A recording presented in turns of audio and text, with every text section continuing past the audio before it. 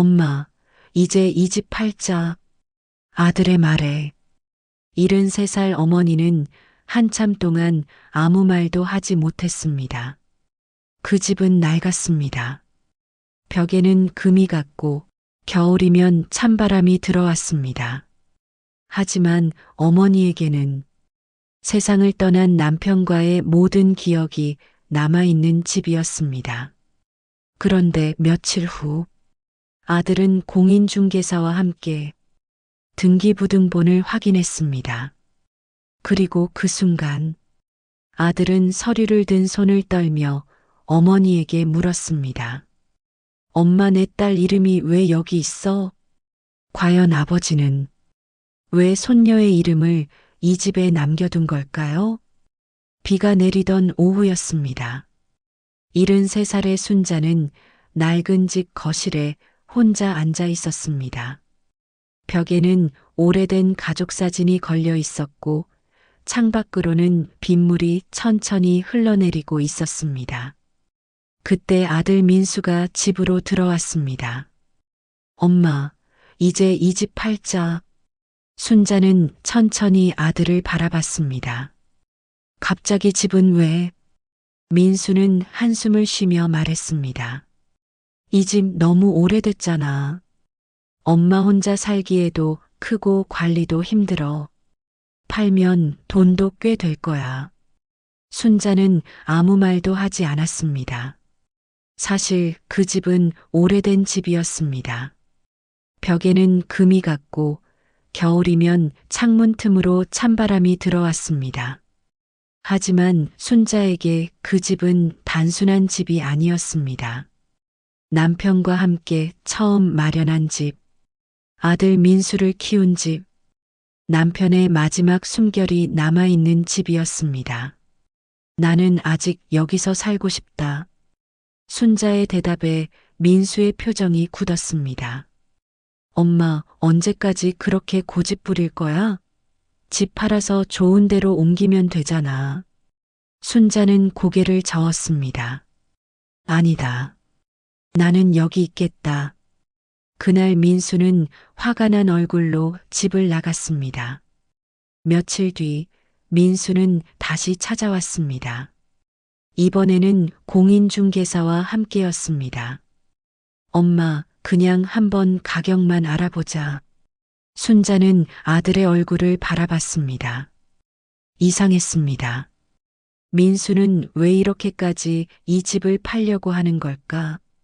하지만 순자는 결국 아무 말도 하지 않았습니다.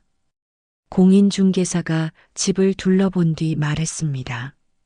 등기부등본을 한번 확인해 보겠습니다. 민수는 별 생각 없이 서류를 받아들었습니다. 그런데 잠시 후 그의 얼굴이 굳었습니다. 엄마, 민수의 손이 떨리기 시작했습니다.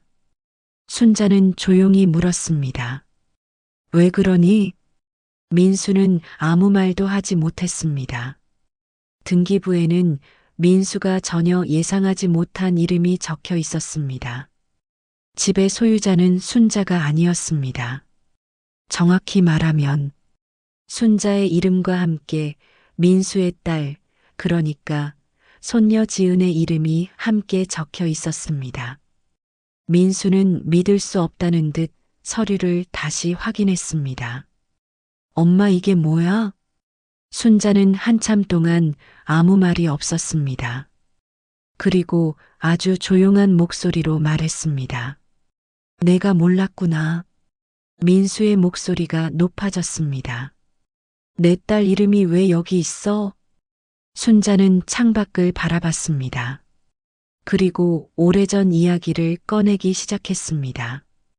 지은이가 6살 때였어. 그날은 비가 많이 오던 날이었습니다. 민수는 사업에 실패했고 빚에 쫓기고 있었습니다. 민수는 부모님 집을 찾아와 무릎을 꿇었습니다. 엄마, 아버지, 이번 한 번만 도와줘. 순자와 남편은 평생 모은 돈을 아들에게 건넸습니다. 하지만 몇 달 뒤 민수는 다시 돈을 빌리러 왔습니다. 그때 남편은 조용히 순자에게 말했습니다. 우리가 가진 걸 전부 아들에게 주면 안 돼. 순자는 그 말을 이해하지 못했습니다. 그래도 하나뿐인 아들이잖아요. 남편은 오랫동안 아무 말이 없었습니다. 그리고 손녀 지은을 바라봤습니다. 그래서 더 그래. 그날 이후 남편은 몰래 집의 지분 일부를 손녀 앞으로 옮겨두었습니다. 혹시라도 자신들이 세상을 떠난 뒤 집까지 모두 팔리고 순자가 갈 곳이 없어질까 봐서였습니다. 순자는 떨리는 목소리로 말했습니다. 내 아버지가 그러더라. 민수는 아무 말도 하지 못했습니다. 당신은 아들을 믿지만 나는 당신이 늙어서 갈 곳이 없어질까봐 걱정된다고. 그 순간 민수의 얼굴이 하얗게 변했습니다. 순자는 계속 말했습니다. 나는 그때 화를 냈다. 어떻게 아들을 의심하냐고. 민수의 눈빛이 흔들렸습니다. 하지만 내 아버지는 끝까지 고집했어. 그리고 순자는 방 안에서 낡은 상자를 가져왔습니다.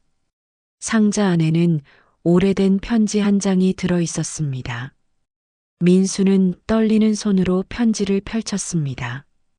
편지에는 아버지의 글씨가 적혀 있었습니다. 민수야, 이 집을 너에게 주지 못해서 미안하다.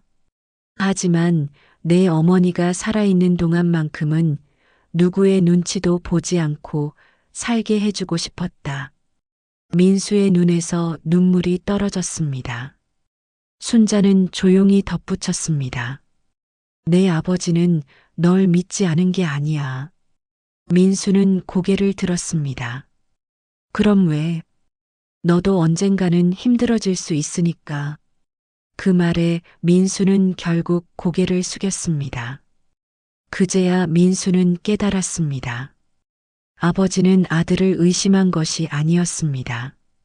사람이 아무리 좋은 마음을 가지고 있어도 삶이 힘들어지면 누군가에게 상처를 줄 수도 있다는 것을 알고 있었던 것입니다.